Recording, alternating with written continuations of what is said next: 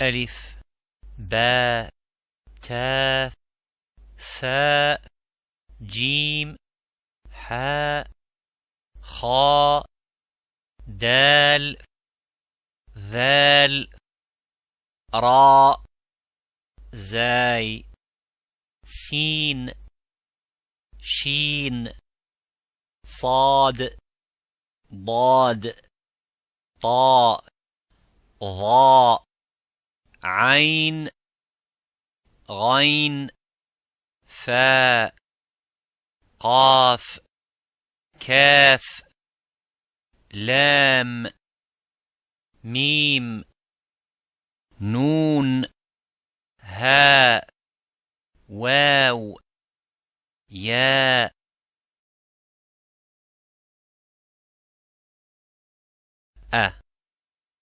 باء تاء ثاء جاء حاء خاء داء ذاء راء زاء ساء شاء صاء ضاء طاء ظاء عاء غاء فاء قاء كاء لاء ماء ناء هاء واء ياء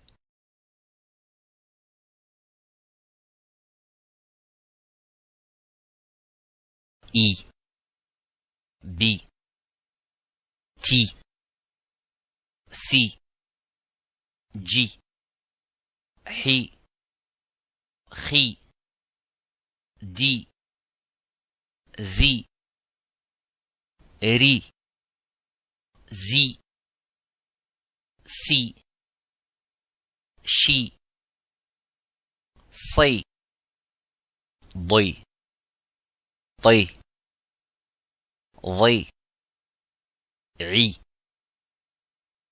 غي في قي كي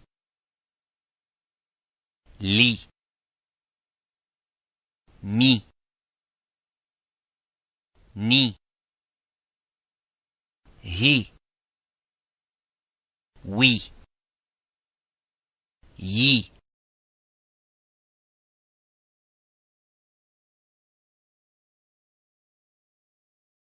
أو بو تو ثو جو حو خو دو ذو رو زو سو شو صو ضو طو ظو عو غو فو قو كو لو مو نو هو وو يو.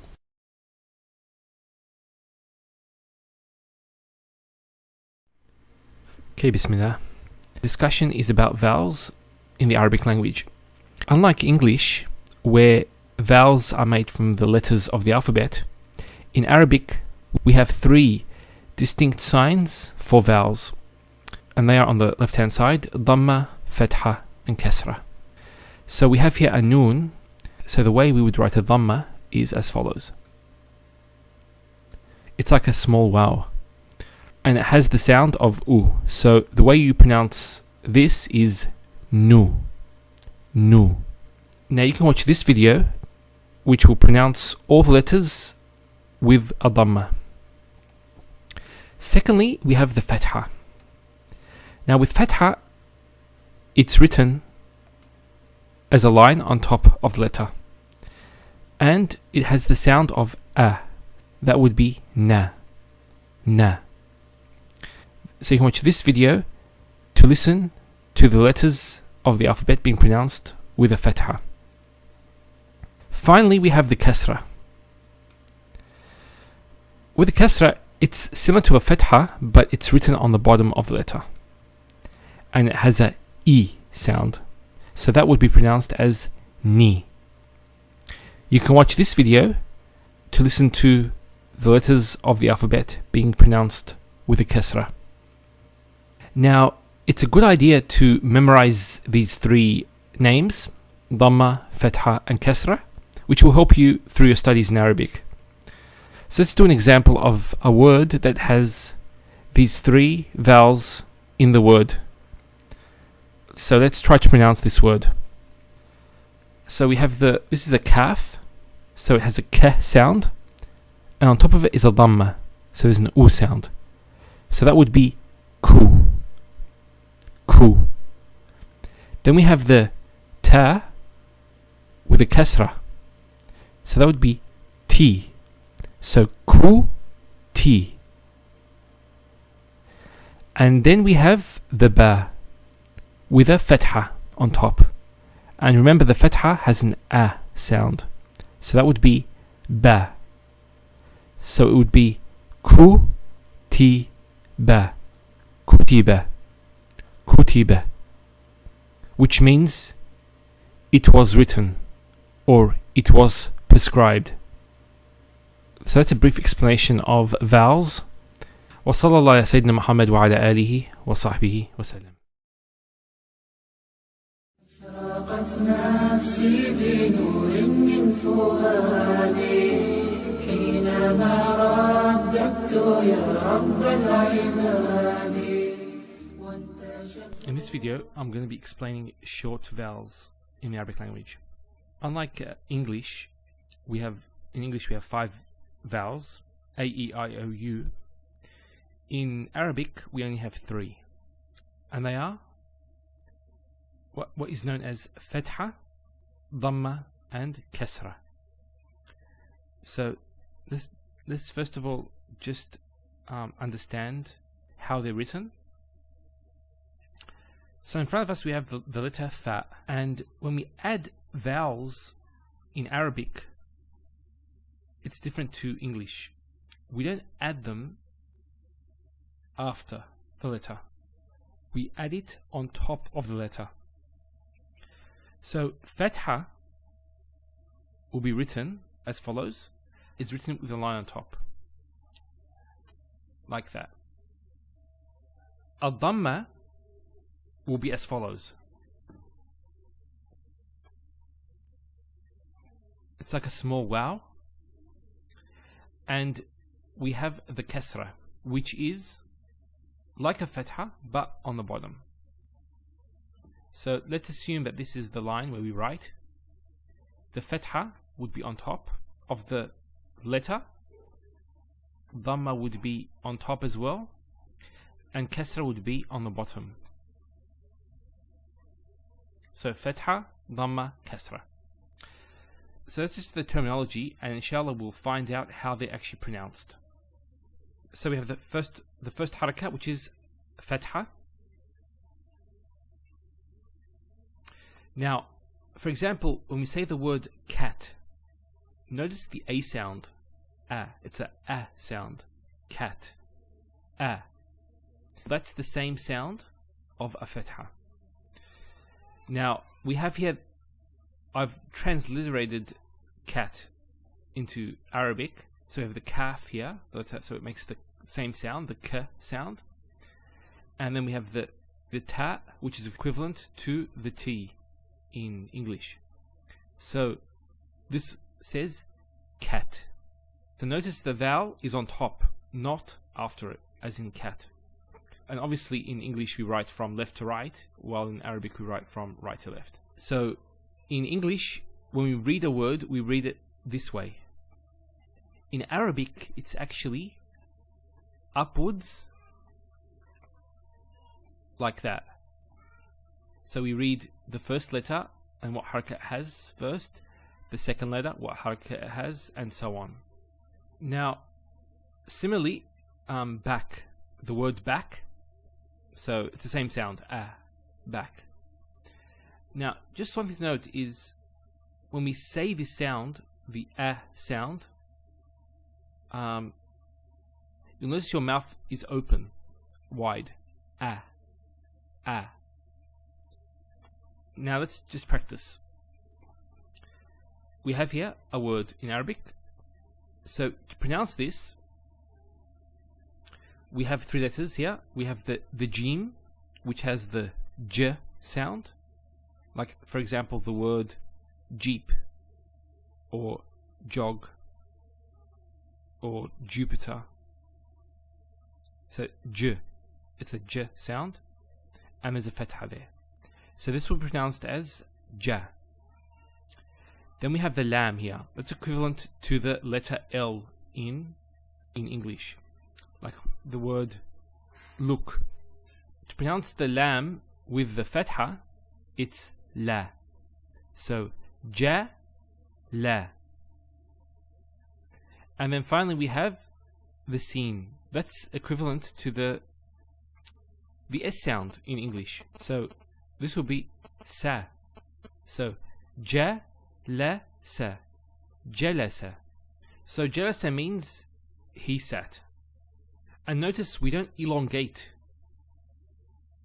There's no elongation of the sound. So we don't say like in, for example, when we say the word car.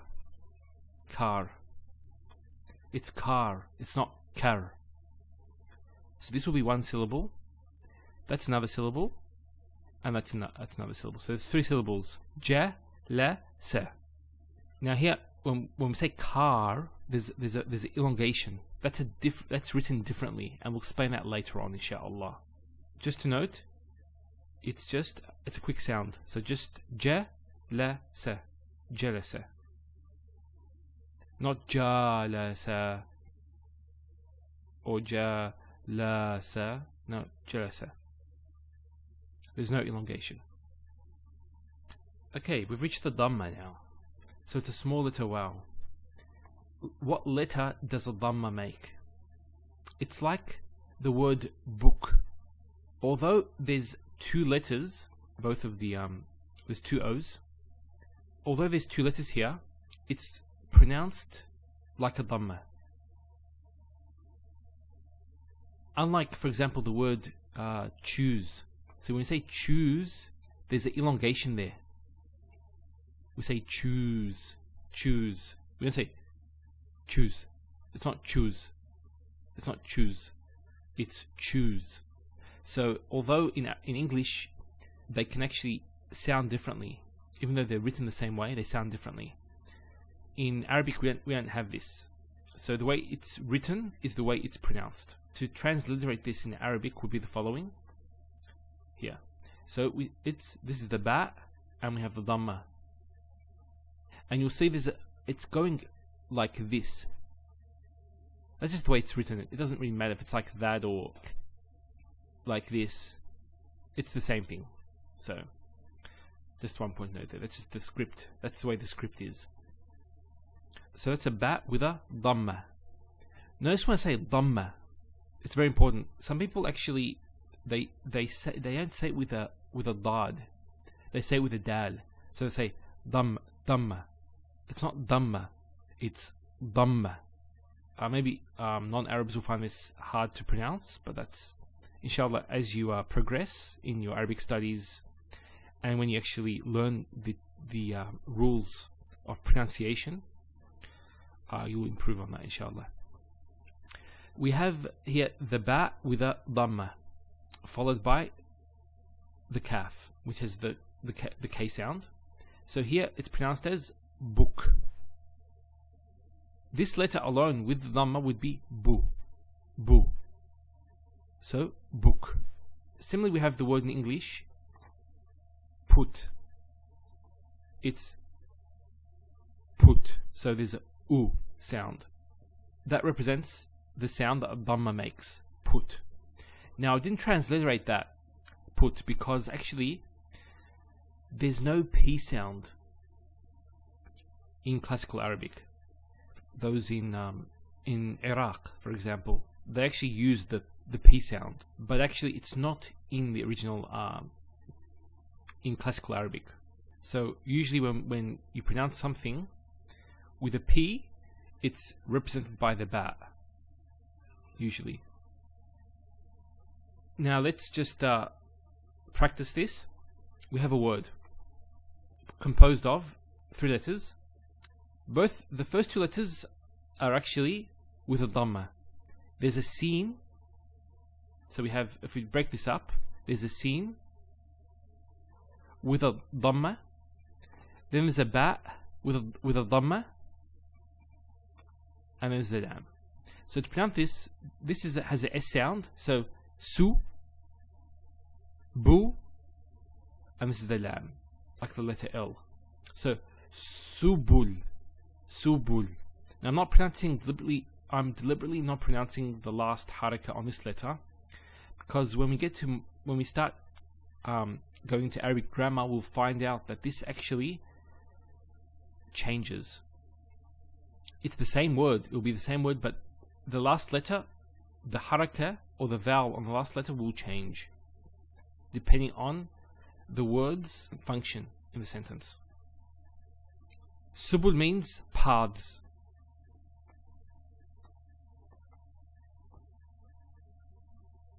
And that's the plural of the word sabil. Sabil is a path, and this is the plural, paths. Let's get to the kasra. The kasra, as we showed you, is a line at the bottom of the letter, and the sound it has is like the word sit. So it's like the I in the word sit. So it's a E sound, E. So for example, if I transliterate that into Arabic, it's like that. So you have the sin with the kasra, si, and that's the ta. So sit, sit. So for example, we have the following word. It's ma, that's a fatha, so ma, and then the lam, li, and then the kaf, ki.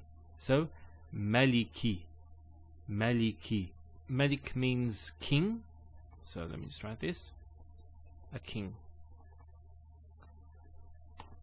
So let's practice all these together.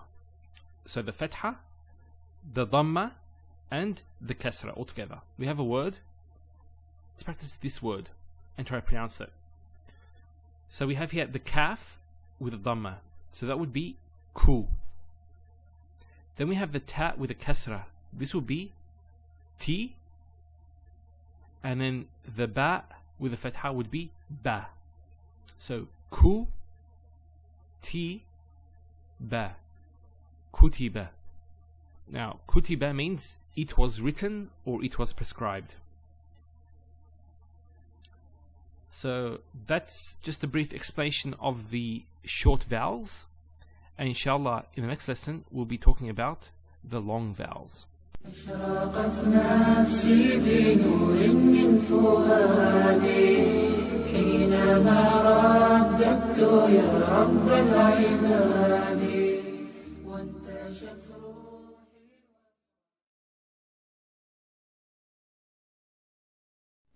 A, I, U, Ba, Bi, Bu, Ta, Ti, Tu, Tha, Fi, Thu, Ja, Ji, Ju, Ha, Hi, Hu, Kha, Khi, Khu, Da, Di, Du, Tha, Vi, Thu, Ra, Ri, Ru, Za, Zi, Zu, Sa, Si, Su, Sha, Shi, Shu, Sa, Si, Su, Da, Di, Du, Ta, Ti, Tu, Tha,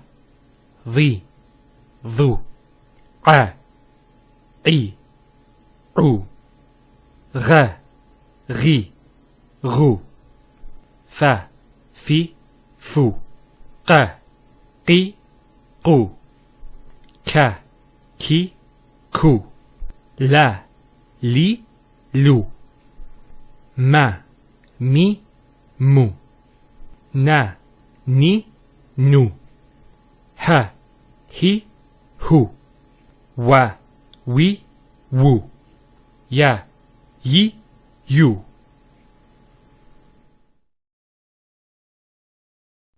Okay, in this lesson we're going to be talking about the lack of a vowel, which in Arabic is known as sukoon. Now here we have letter fa. I want to show you how sukoon is written. Now when we actually represent no vowels, we don't just leave the letter without any marks. Sukoon actually is represented by either like a small circle on top, or with this mark here. So you will find both used. Now, let's look at some examples. So if you remember the last video, we went through these words and I transliterated the words into Arabic. That's cat, both in Arabic and English. Now here we have haraka there with the kaf, and then notice there's actually a stop on the letter T. So we say cat. So the T doesn't have any vowel associated with it. It's actually just a stop on the T. So in this case, we would actually put a sukoon there. Cat. If we gave it actually a mark, for example, the fatha, it'd be kata, or katu, or kati. Similarly, the word back. So it's back. So there's a sukoon there as well. And we have the word book. Same thing. Book, there's a sukoon there. Now I also want to mention, so here the sentence reads خرج الرجل من البيت, and you stop there. Now notice the last letter has a kasra. When we actually stop, we give it a sukoon. There's no sukoon that's written down, but we pronounce it as if there was a sukoon.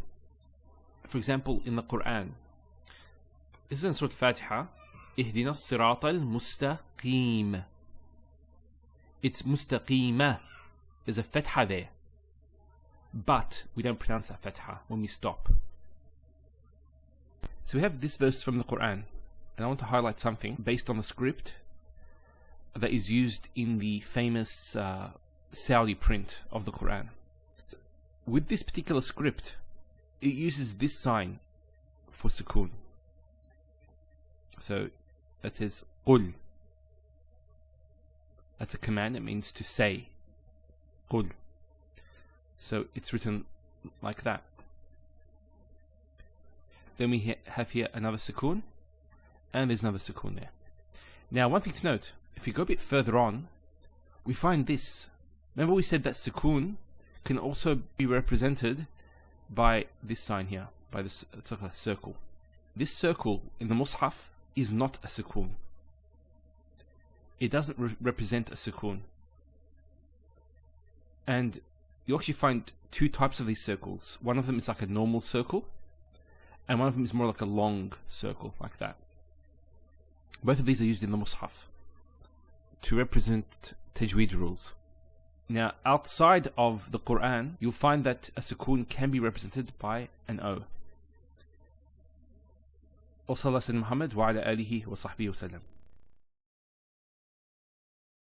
inshallah, in this lesson, we're going to be speaking about the long vowel. In Arabic, it's called med, which also means elongation. Now in English, we have the following words. The word bad. Notice the elongation of the A sound. We don't say bad, we say bad. Similarly, we have the word feet. We don't say fit, we say feet. There's an elongation of the E sound. and also the word food. So we don't say food, we say food. So there's the elongation of the U sound, food, not food. Now if I transliterate this into Arabic, I get the following. So we have bad, feet, and food. In the first example, bad, it's the A sound that's being elongated. And that's denoted by this fatha here, which has the A sound, followed by the alif. And that's where we get the A sound, the elongation there, the long vowel. Similarly, here we have a kasra, and then following it is the ya. So it's a E sound. And finally, we have here a dhamma, followed by the waw. So it's a U sound. So we'll come to know actually that the long vowels are created in these three following ways, which are having a fatha, followed by the alif, a kasra, followed by a ya, and a dhamma, followed by a waw. So they represent the three long vowels. So inshallah we'll go through some words and to see how the long vowels are pronounced. So here are some words. First one here is qala. Notice the elongation of the A sound. Qala. Not qala, qala. So we have the fatha on the qaf, followed by the alif. Next word is jihad. So we have here G, that's the first syllable, and then had, jihad. So you notice here we have a fatha on the ha followed by the alif, and that gives the elongation of the A sound. Next word, Ibrahim. So here, ra. Notice here the ra fatha followed by the alif. Once again, it's a long vowel. Ibra. Not ibra. Ibra. Ibra and then him. Ibrahim. Here the ha has a kasra followed by the ya. So here there's an elongation of the E sound. It's he. Him. Ibrahim. Similarly, here we have Kareem. Now Kareem is actually a adjective that means one who's generous. So here we have the ra, kasra, followed by the ya. This is the ya here. So Kareem, not Karim. Next word, maghdoob. So maghdoob here has a dhamma on the dad, followed by the waw. So it's an elongation sound. So it's a u sound. So it's maghdoob. And finally, here, qubur. Qubur. So there's the u sound again. They have a ba with the dhamma, followed by the waw. So you can see how the long vowel is formed there. Now there is another mad, which is when two hamzas come together. But I actually thought that it would be more appropriate to mention that and when we get to the introduction to grammar, Arabic grammar. Now, just finally, I want to translate these words. So we have qala means he said. Jihad denotes the action of struggling and exerting effort. Ibrahim is the Arabic name for Prophet Abraham, peace be upon him. And as we said, Kareem means one who's generous. Maghdoob denotes somebody who is the object of anger. So one who anger is directed towards. And finally we have the word qubur. Qubur is the plural of the word qabr, which means grave. So qubur means graves. Walhamdulillahi Rabbil Alameen. Bismillah. So this lesson we're going to speak about the double letter. When we have two letters that are the same joined together. Now this joining is called shadda, and it means to join with strength.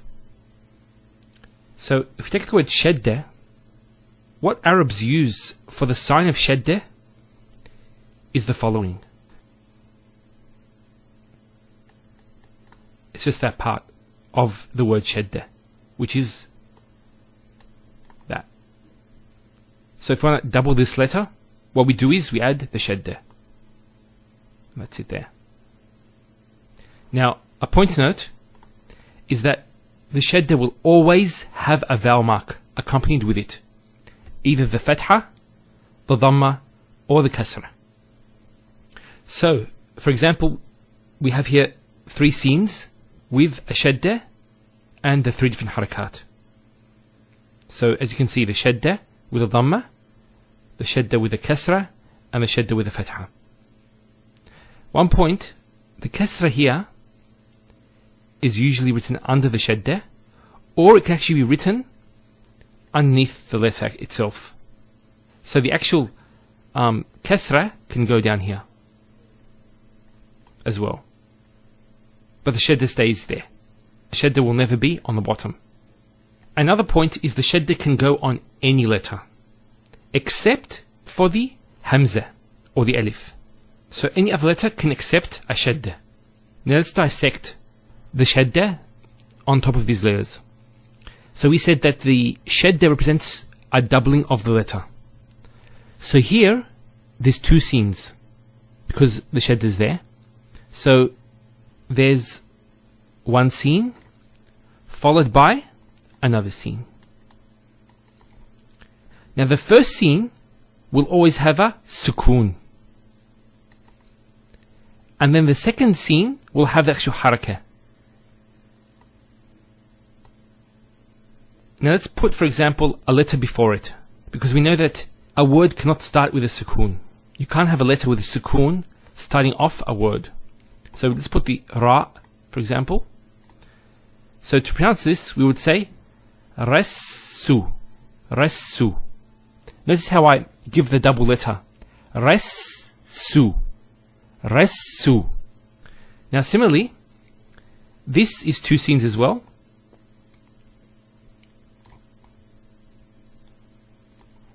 The sukoon is on the first, followed by the kasra on the second. So if you put the ra once again, it would pronounce as rassi, rassi. Notice how I give emphasis to the scene. It's the doubling of the letter. Not resi, rassi. And similarly, the scene with the shadda and fatha, there's a scene, another scene. There's a sukoon there, and there's a fatha there. So if we put the ra, for example, actually let's change the letter. Let's put the meme. So the meme would be joined to it, and a fatha here. And I assumed that these were fathas as well with the ra as well. So that's why it was rassi and rassu. So here it's massa. This is actually a verb. Massa means to touch. Now, how this verb is actually written is the following. It's a meme followed by a sin, and there's a shadda, and it's massa. So a double letter will not be represented in this way. It will be done in this particular way with the shadda. Now, a letter that has a shadda can never start a sentence, as we said. That's why I put a letter that has a haraka on it. So let's put the fathas on those. So notice I put those huruf, those letters, in front, because there's no word that starts with a sin, with a sukoon, or any letter that has a sukoon. Let's look at some words with the shadda. So here we have 3 words, actually 4 words, because iyaka actually is made up of 2 different words. We have a particle and a pronoun. So how do we pronounce this? Iyaka. Notice the ya gets a double vowel because of the shadda there. Iyaka. It's not iyaka, iyaka. Also here, al-hajju. It's not al-hajju, it's al-hajju. And here, rabbi. So it's alhamdulillahi rabbil alameen. There's a shadda there. It's not rabbi. So if I want to dissect this, it would be the ra followed by 2 bas. There's the fatha there. The first ba takes a sukoon. And the second text say kasra. So it's Rabbi. So you notice actually that a shadda will always give a new syllable to the word, because the new syllable starts here. It's in between the first and the second letter that has the shadda. So that's briefly about the shadda. Walhamdulillahi Rabbil Alameen. Bismillahir Rahmanir Rahim. Now this is a pronunciation exercise from what we learned so far. So the first one is, it's ba-nu, banu. Next one is bu and nu, so it's bunu. Next one we see has a long vowel, so it's bana, not bana, bana. Next one, there's a sukoon there on the vowel, so it's bawna, bawna. Next one is a long vowel as well, it's the u sound, so it's boona, boona. The next is bayna. Then we have beena. This is a long vowel, beena. And finally, it's bayyana. So there's a shadda there. So it can actually be written as follows: the ba, then the ya, followed by another ya, and then finally the noon.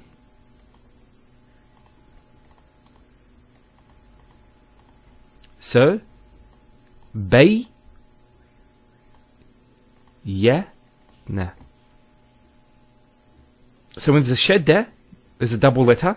The first letter has a sukoon, and the second has the harakah that it has, which is here the fatha. So, bayyana. Now let's go to the 5 words below.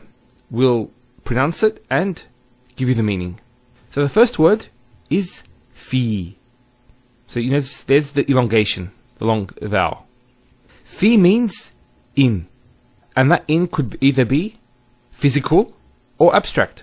So if we say fil bayt, in the house, or it could be abstract. For example, if I say fi ra'yi, which means in my opinion. Okay, next we have, and you notice here the long vowel as well, rana. And rana is a verb which means to cover in dirt or rust. Next word is kayfa. Kayfa. Kayfa means how. So for example, if you meet somebody and say kayfa haluka, how are you? Next word, huda.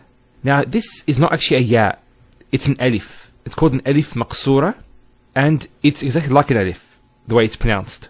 It's like a ya without the 2 dots. So we say huda.